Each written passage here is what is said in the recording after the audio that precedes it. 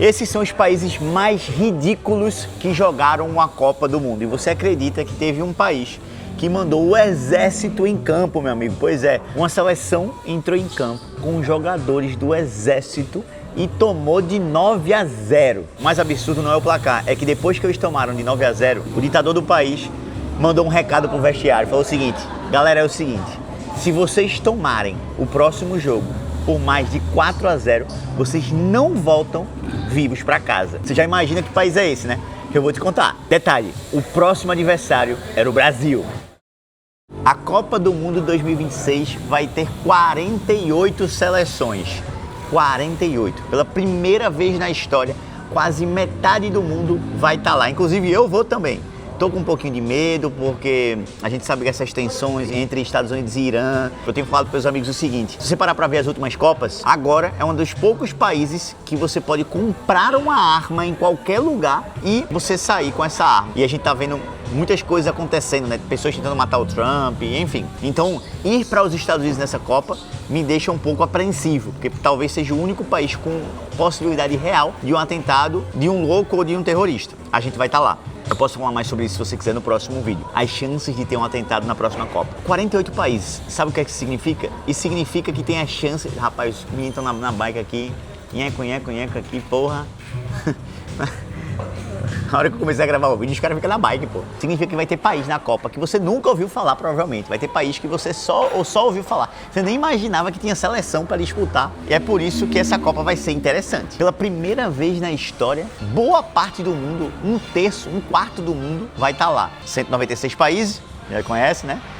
Dos quais 48 vão estar lá. Mas antes de eu falar do futuro, vamos falar um pouco do passado. Deixa eu te contar o que já aconteceu nessas Copas. Ao longo da história do futebol, alguns países chegaram numa Copa do Mundo de um jeito tão absurdo, tão despreparado, tão caótico, que parece até mentira. Vamos começar pelo mais antigo e mais esquecido. Em 1938, uma seleção chamada Índia Orientais Holandesas foi para a Copa do Mundo na França. Você nunca ouviu esse nome porque virou Indonésia, país que eu tô aqui hoje, país que mudou. Eu tô inclusive em Bali, na Indonésia, mas esse país na época se chamava Índias Orientais Holandesas. Era uma colônia holandesa situada aqui no Sudeste Asiático. Vou ter que sair daqui, velho. Pois é, a Indonésia já jogou uma Copa do Mundo e na sua única partida da história, em 1938, levou 6-0 da Hungria e pim, acabou. Foi embora para casa. Essa é a história da Indonésia na Copa do Mundo. Decepcionante. Até hoje, a Indonésia nunca mais conseguiu se classificar para um Mundial. E eles tentam, né? Mas não chegam perto. Mas pelo menos foram uma vez, é melhor do que quem nunca foi, né? O caso 2 foi da Bolívia, 1950. A Copa foi no Brasil, né? Todo mundo sabe que 50 foi no Brasil. Só que tinha um problema. Metade das seleções inscritas desistiram de jogar. As seleções achavam que não era importante a Copa do Mundo. A Escócia desistiu, a Turquia desistiu, e aí eles reorganizaram os grupos. As seleções que desistiram saíram e fizeram novos grupos, grupos menores. E aí a Bolívia pegou apenas um oponente, o Uruguai. Era só um jogo, só um. Eles tomaram de 8-0. Voltaram para casa, decepcionados, e até hoje, depois de quase 80 anos, a Bolívia nunca venceu um jogo na Copa do Mundo. Quem, cabaré?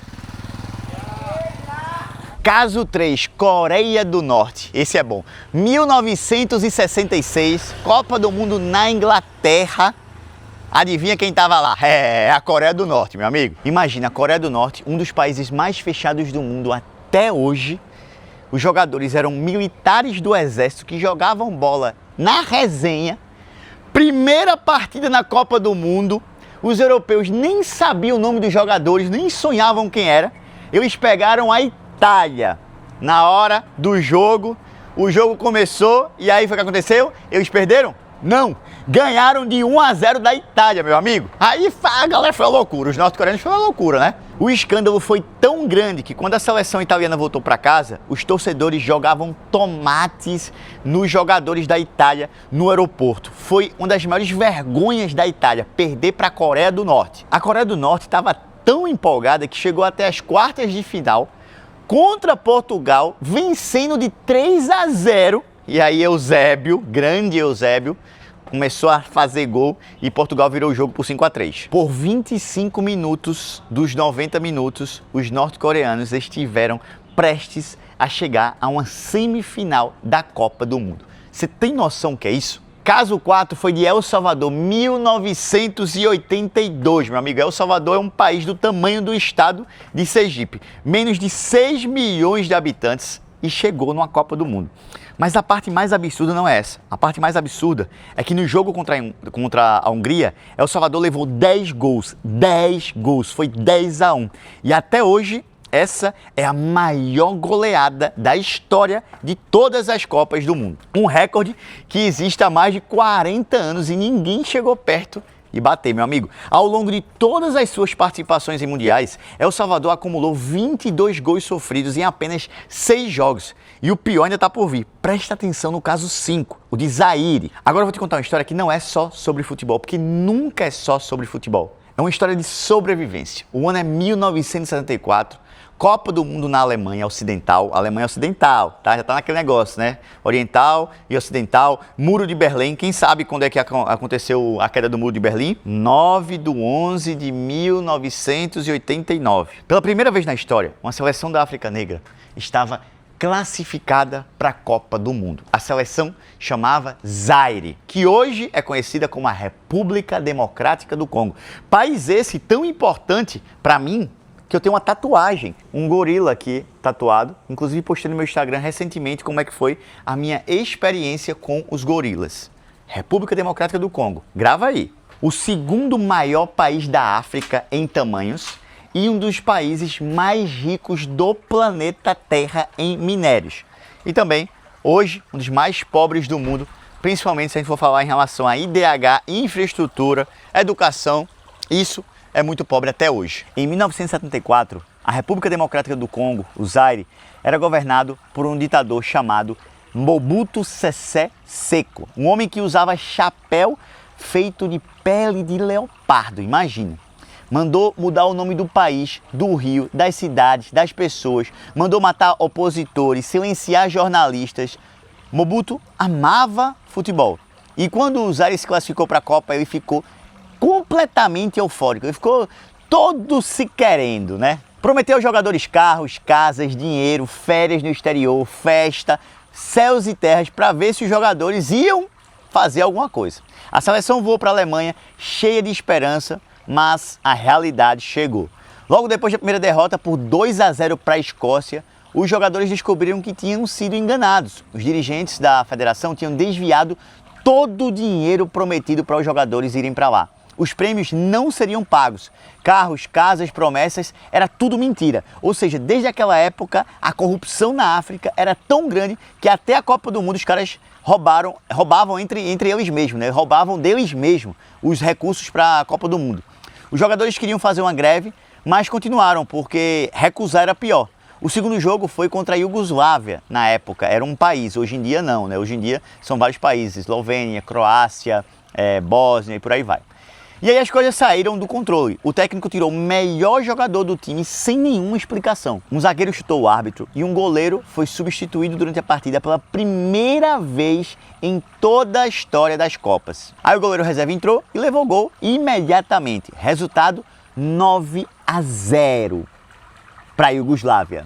Ainda hoje é a segunda maior goleada da história dos mundiais. Aí quando os jogadores estavam no vestiário, acabou o jogo, chegou uma mensagem para eles lá do ditador da República Democrática do Congo. Falou o seguinte: meu amigo, é o seguinte, se vocês perderem o próximo jogo por mais de 4 gols, vocês não vão voltar vivos para casa. Detalhe, o próximo jogo era contra o Brasil. Coloca na sua cabeça o que é isso. Você é jogador de futebol, seu país acabou de ser humilhado publicamente em duas partidas, você não vai receber nenhum centavo, você foi enganado, roubado pelos seus próprios conterrâneos e agora você vai ter que entrar em campo contra o Brasil de Rivelino e Jairzinho, sabendo que se levar 4 gols, a sua vida pode acabar. O jogo começou, 1-0 Jairzinho, 2-0 Rivelino. O Brasil tinha uma falta na entrada da área, Rivelino e Nelinho discutiam para quem iria cobrar. E aí então aconteceu uma das cenas mais famosas de toda a história das Copas. O zagueiro do Zaire, Mwepu Ilunga, saiu da barreira e chutou a bola para longe. O mundo inteiro riu. Os comentaristas disseram que ele não conhecia as regras e foi motivo de piadas por décadas. Mas Ilunga revelou anos depois que era desespero. Era um homem desesperado tentando ganhar tempo, tentando fazer o jogo acabar com um placar de 2-0, tentando sobreviver. O Brasil fez o terceiro gol, Valdomiro, 3-0. E os jogadores do Zion fizeram de tudo para não levar o quarto. Chutavam para fora, atrasavam, jogavam para longe.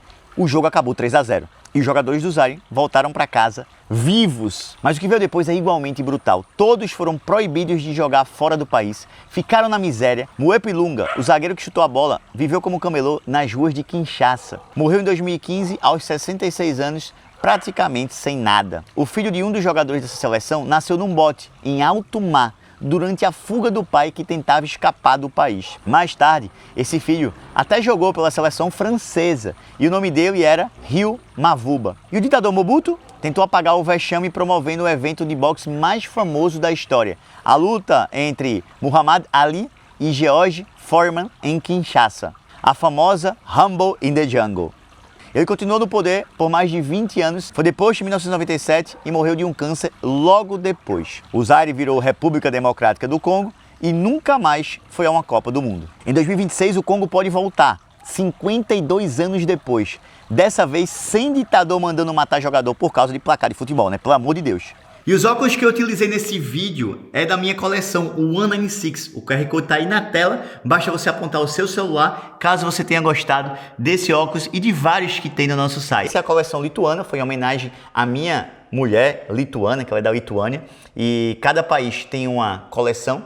Esse aqui é o país número 1, país lituano, acetato italiano Mazzuccini, as lentes são CR39, lentes de altíssima qualidade, todas com proteção UV400. Se você quer adquirir um óculos desse, basta você apontar o seu celular e receber em até 7 dias no Brasil, frete grátis para todo o Brasil, e o preço está muito, muito bom, principalmente quando a gente fala da qualidade desse produto. 5 seleções, 5 histórias totalmente diferentes e inusitadas.